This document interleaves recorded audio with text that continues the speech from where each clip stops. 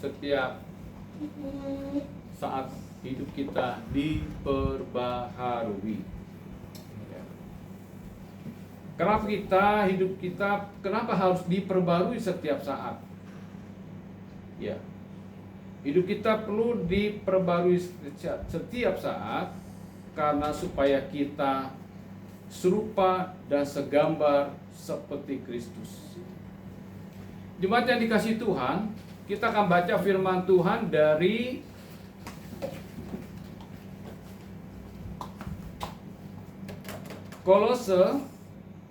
Kolose pasal 3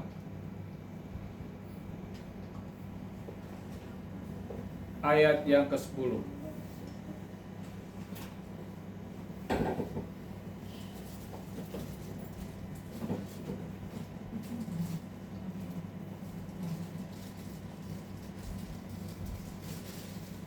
Baik, kita akan baca firman Tuhan. Kolose 3 ayat 10, demikian firman Tuhan. Dan telah menggenakan manusia baru yang terus-menerus diperbaharui untuk memperoleh pengetahuan yang benar menurut gambar Khalik penciptanya. Jemaat yang dikasihi oleh Tuhan, nama kita adalah hidup yang diperbaharui. Ada 3 hal yang menjadi perenungan kita mengapa hidup kita harus diperbaharui. Ya. Mari kita baca ulang lagi sama-sama. 1, 2, 3 ya. Dan telah mengenakan manusia baru yang terus-menerus diperbarui untuk memperoleh pengetahuan yang benar dengan gambar Khaliknya. Jemaat yang dikasihi Tuhan, sebagai umat Allah, kita perlu mengenal lebih dalam Allah yang kita sembah di dalam Kristus Yesus. Untuk itu ada 3 hal yang menjadi perenungan kita supaya kita dapat diperbaharui di dalam hidup kita. Yang pertama adalah lahir baru. Yang kedua, pembaharuan dilakukan terus-menerus untuk menjadi serupa dengan Kristus. Yang ketiga, penggenapan atas janjinya. Poin yang pertama, lahir baru. Ya. Supaya kita dapat memahami mengapa umat harus lahir baru agar dapat diperbarui terus-menerus, ya. Kita mesti paham apa yang dimaksud dengan manusia baru. Kalau ada manusia baru berarti ada manusia lama. Ya. Nah, manusia lama ini adalah manusia yang serupa dengan dunia. Ya. Manusia yang serupa dengan dunia. Kalau manusia serupa dengan dunia, apa ciri-cirinya? Saling balas membalas. Hidup yang ego, susah untuk memaafkan, tidak mau dikoreksi karena merasa benar. Ya. Ini adalah sebagian ciri daripada manusia lama. Nah, sementara yang dikatakan manusia baru, ya, manusia baru adalah manusia yang dilahirkan kembali di dalam Kristus Yesus. Kalau kita tidak dilahirkan kembali di dalam Yesus Kristus, tidak mungkin kita bisa diperbaharui, ya, setiap saat. Tidak dapat diperbaharui karena imannya nggak connect dengan Kristus. Orang yang lahir baru berarti dia percaya, ya, dia percaya bahwa Yesus yang telah mati dan telah dibangkitkan. Jadi poin pertama adalah agar hidup kita dapat diperbaharui, yang poin pertama adalah kita mesti melalui tahap yang pertama, yaitu lahir baru. Tanpa lahir baru kita tidak mungkin dapat diperbaharui secara terus menerus, ya, tidak dapat. Jadi masuk kuping kanan, keluar kuping kiri, atau kita mungkin bisa dicaci maki, ya, atau bisa juga kita akan mendapatkan sesuatu yang bisa-bisa nyawa kita melayang, ya, seperti yang terjadi yang masih aktual di Nigeria, Afrika. Berapa banyak umat Allah yang mati, ya, karena imannya.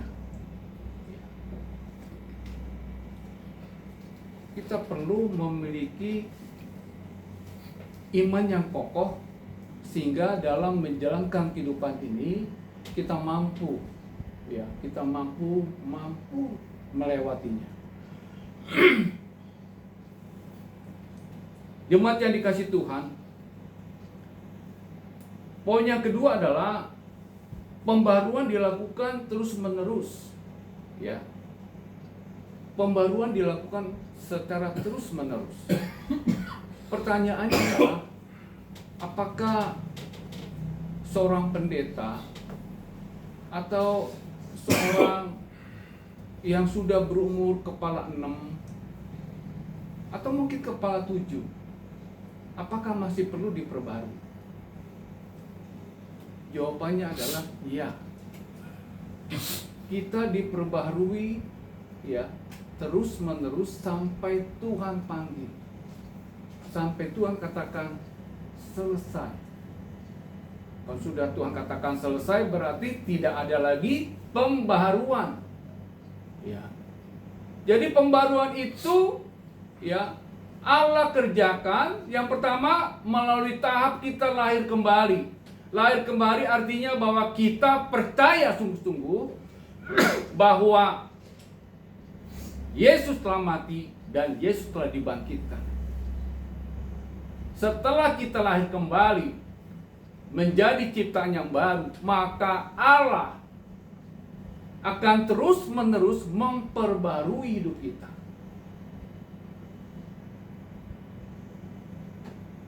Saat kita diperbarui, kita melakukan kesalahan enggak?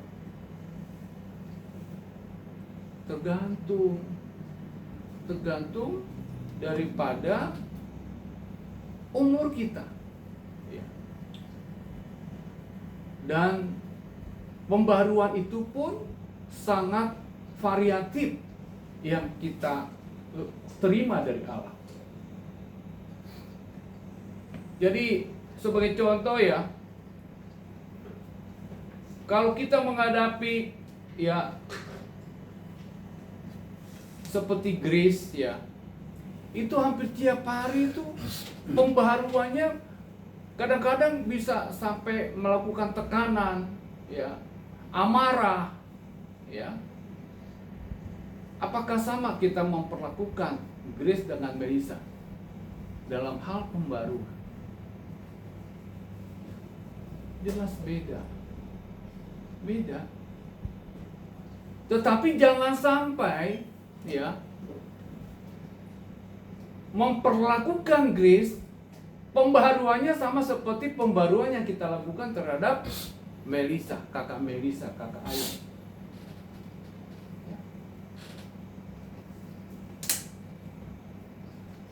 Kalau Grace, kenapa terus-menerus? Ya, karena tiap hari harus dilakukan. Karena dia melakukan dosa yang sama, pelanggaran yang sama, ya, melakukan pelanggaran yang sama, sehingga terus-menerus diingatin, ya.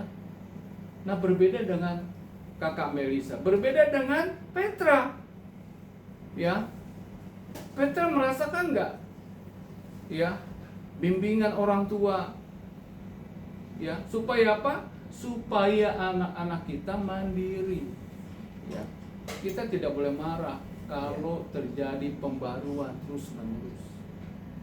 Kita tidak boleh marah ya, baik kita sebagai suami, baik kita sebagai istri, ya, tidak boleh marah kalau terjadi pembaruan yang dilakukan terus-menerus, ya. Supaya pembaruan ini, ya, Allah berharap supaya kita segambar serupa dengan Kristus. Ya. Gambar kalitnya itu, ya, gambar kalitnya itu ada ciri-cirinya gitu. Yang pertama adalah hidupnya penuh kasih, hidupnya penuh dengan damai sejahtera, hidupnya penuh dengan sukacita, ya, hidupnya melimpah dengan pengampunan, hidupnya penuh dengan kebahagiaan. Jadi kebahagiaan itu tidak bisa diukur oleh keberadaan finansial kita, tidak dapat diukur dengan keadaan sosial kita. Karena firman Tuhan katakan, damai sejahtera Allah yang melampaui segala akal akan memelihara hati dan pikiranmu, bukan di dalam tabunganmu yang gak seberapa, bukan di dalam rekeningmu yang gak seberapa, tetapi di dalam Kristus Yesus yang adalah Tuhan. Jadi pembaruan itu terus-menerus dilakukan, ya, untuk memperoleh pengetahuan yang benar menurut gambar khalidnya. Pengetahuan tentang siapa? Pengetahuan tentang Allah kita. Pengetahuan tentang Allah kita.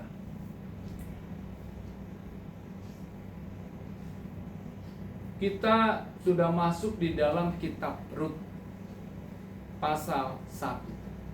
Senin kita mulai pasal 2. Saya berharap jemaat, ya, untuk kitab Rut ini, ya, cukup menarik, ya. Di dalam ayat yang pasal pertama, Naomi akhirnya kembali ke Yerusalem. Waktu tetangga-tetangganya melihat, itu Naomi, ya. Ya. Naomi menjawab, jangan kau panggil saya Naomi, panggil saya Mara. Kenapa dikatakan Mara? Ya, karena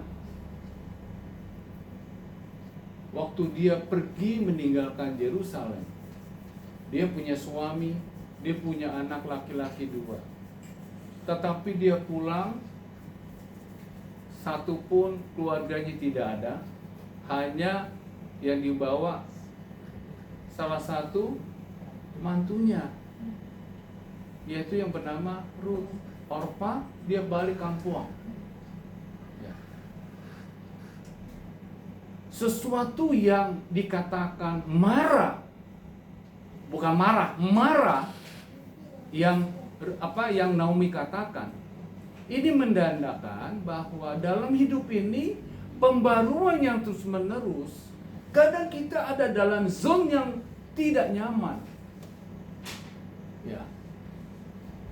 Jadi jangan sampai, ya, ingat, ya, kalau ada masalah sepele itu murkanya, waduh, kayak ombak yang tingginya 5 meter. Masalahnya sepele, ya Bung, ya. Ini berarti ada yang terakumulasi di dalam hatinya, ya. Saya berharap anak-anak kita ini jangan sampai terjadi akumulasi, ya. Dia marah dengan papinya dikit, dia marah maminya dikit, dia marah sedekat sama bapak udahnya, sama tantenya, dikumpulin. Waduh, nggak ada tempat. Pas meledak, stroke. Ya. Jadi ingat ya, stroke itu tidak serta-merta karena makanan. Stroke itu bisa jadi akibat tekanan fisik udah nggak kuat karena umur, sehingga dia langsung kena stroke. Jadi pembaruan yang kita dapatkan, pembaruan itu bisa dilakukan melalui orang-orang di sekitar kita, supaya kita diperbarui. Bisa melalui suami, bisa melalui istri, bisa melalui orang-orang yang tinggal di rumah kita. Ya, contoh di rumah kita kayak ada Om Berli Pati Pelohi, ya, karena bisa juga memperbarui hidup kita, memperbarui anak-anak kita. Ya. Tapi bisa juga akhirnya ada pembela saya nih, ya, sehingga masih terus aja dia nakalnya, ya.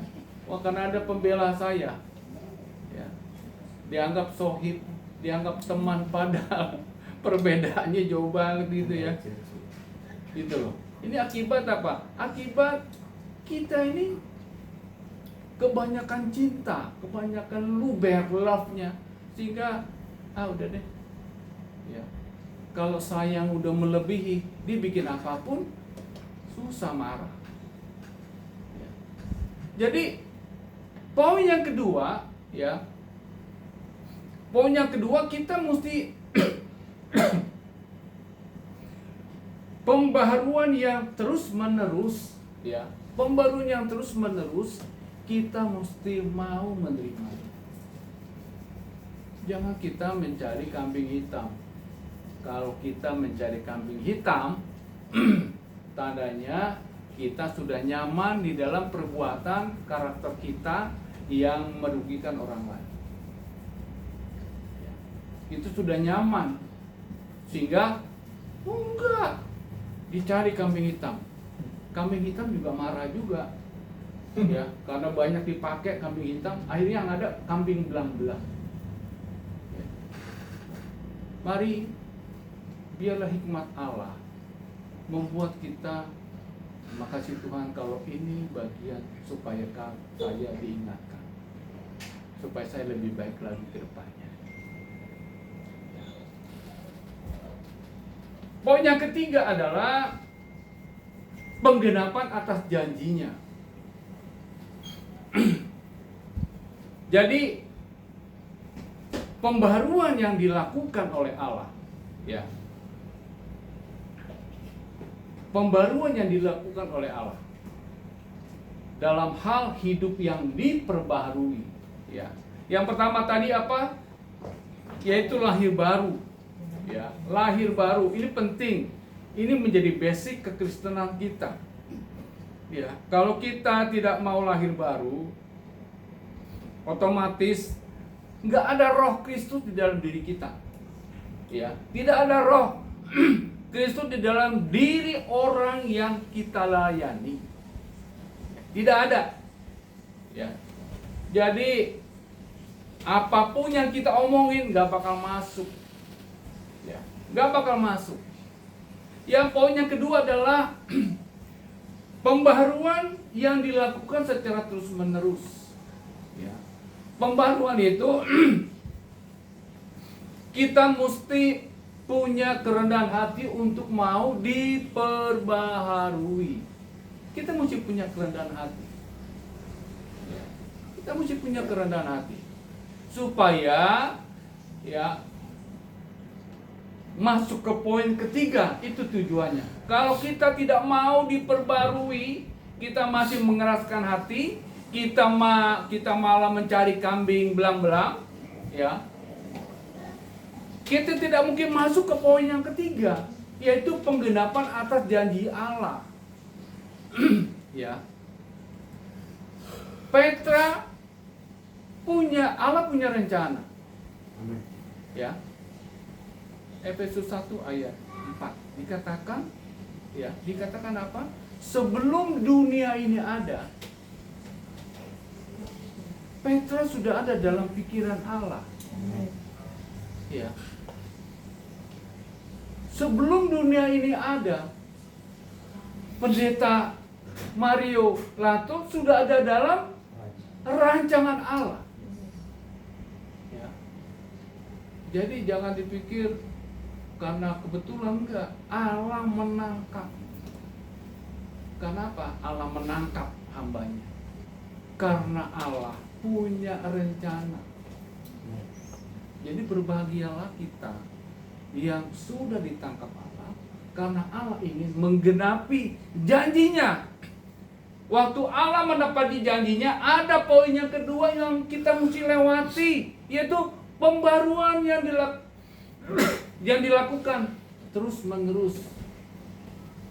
Waktu kita Allah melakukan pembaruan, mari kita jangan mengeraskan hati. Ya. Bukan saya yang salah. Ini repot kalau dikatakan bukan saya yang salah. Ya. Mari kita punya kerendahan hati, mau dikoreksi supaya tidak terganjal. Ya. Kita sudah membaca dari Kejadian sampai masuk di kitab Rut. Banyak hal yang kita lihat, peristiwa demi peristiwa. Ya. Apa contohnya? Contohnya yang bagi kita pasti sudah tahu ya. Cerita tentang Yusuf. Umur 17 tahun. Kok berapa umurmu, Petra? 15. Oh iya, 2 tahun lagi ya. 2 tahun lagi kayak Yusuf. Ada yang iri. Ya. Kamu nomor 1 sih. Ya. Tapi ada mungkin yang iri teman-teman kamu. Ya. Iri. Oh dekat banget nih. Ya. Oh Petra dekat banget dengan kepala sekolah. Oh Petra dekat banget dengan guru. Iri. Sama kayak Yusuf iri, abang-abangnya. Sehingga apa? Dia diperlakukan tidak baik. Ini adalah pembaruan. Di mana pembaruan itu nggak nyaman. Yang dilakukan, yang diterima Yusuf selama 13 tahun. Karena umur 30 Yusuf, dia menerima tahta, yaitu orang nomor 2 atau orang nomor 1 setelah Firaun. Dia mendapatkan, diberikan cincin, tanda dia punya kuasa. Seandainya Yusuf, ya, dia berontak, dia tidak taat, ya, dia menyesali, apakah dia bisa menjadi orang yang nomor 1 setelah Firaun? Sehingga poin yang ketiga adalah Allah akan menggenapi janjinya atas hidup kita. Ya, atas hidup kita. Saya berdoa, Tuhan, biarlah saya boleh finishing well sebagai gembala, sebagai orang tua, sebagai seorang pemimpin di dalam beberapa kegiatan. Saya berharap finishing well. Ya. Tidak perlu meninggalkan harta, tetapi kita meninggalkan sesuatu karya. Ini penting, meninggalkan sebuah karya. Ya. Ini Melisa juga mumpung ada Om Berli di rumah, banyak ngobrol. Ini ilmunya unlimited. Ya, ilmu unlimited. Jadi biarlah semakin banyak orang-orang pintar. Ini orang Maluku aja nggak dibagi ilmunya. Mumpung dia di rumah, ambil ilmunya. Kalau papi sih, diam aja dalam hati. Ya. Menyimpan dalam hati. Oh, keren. Ya. Cukup mengatakan keren. Jadi tema kita hari ini hidup yang diperbarui, ya. Ada 3 hal yang mesti kita lewati. Yang pertama adalah lahir baru, yang kedua kita diperbarui terus menerus, yang ketiga maksudnya adalah untuk menggenapi janji Allah atas hidup kita, atas anak-anak kita. Amin. Untuk firman Tuhan. Mari kita berdoa. Glory hallelujah. Bapa yang baik, hamba-Mu telah berhenti berbicara. Terima kasih Bapa. Hari ini kamu boleh diperbaharui untuk memahami akan kehidupan kami. Untuk itu biarlah Roh Kudus memampukan kami. Kami yang sudah lahir baru, kami yang sudah percaya bahwa Yesus Kristus adalah Tuhan, karena Engkau telah mati dan telah bangkit dan telah naik ke surga. Mampukan kami Bapa, saat kami diperbaharui, mampukan kami Bapa untuk melihat, tetap memandang kepada Kristus, memandang kepada Allah yang hidup, tidak memandang atau tidak melihat daripada apa yang kami alami, apa yang kami rasakan, ketidaknyamanan di dalam zone yang tidak nyaman ini. Tetapi biarlah kami boleh keluar menjadi pemenang. Maksud semua yang Kau lakukan adalah pembaruan demi pembaruan, agar apa yang Kau rancang tergenapi atas hidup kami, tergenapi atas anak-anak kami, tergenapi atas orang-orang yang kami cintai, kami sayangi. Terima kasih Bapa. Biar Roh Kudus menerjemahkan lebih dalam lagi. Demi Kristus Yesus, hamba bersyukur kepadamu ya Bapa. Haleluya. Amin.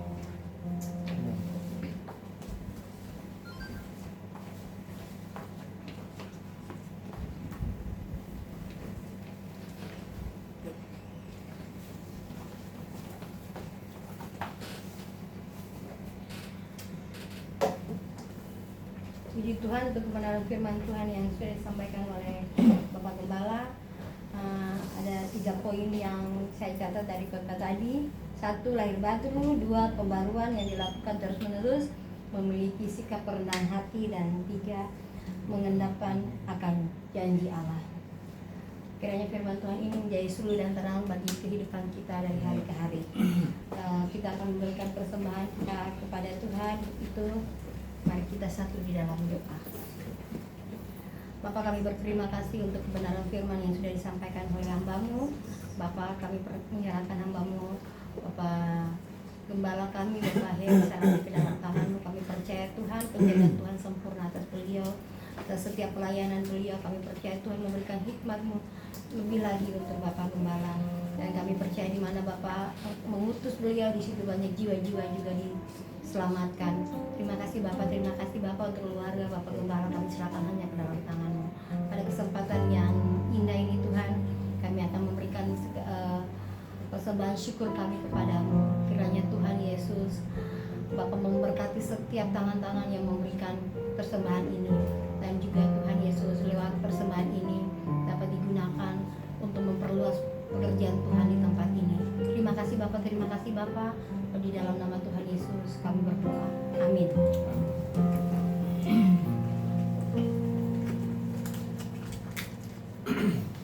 Sambil kantong persembahan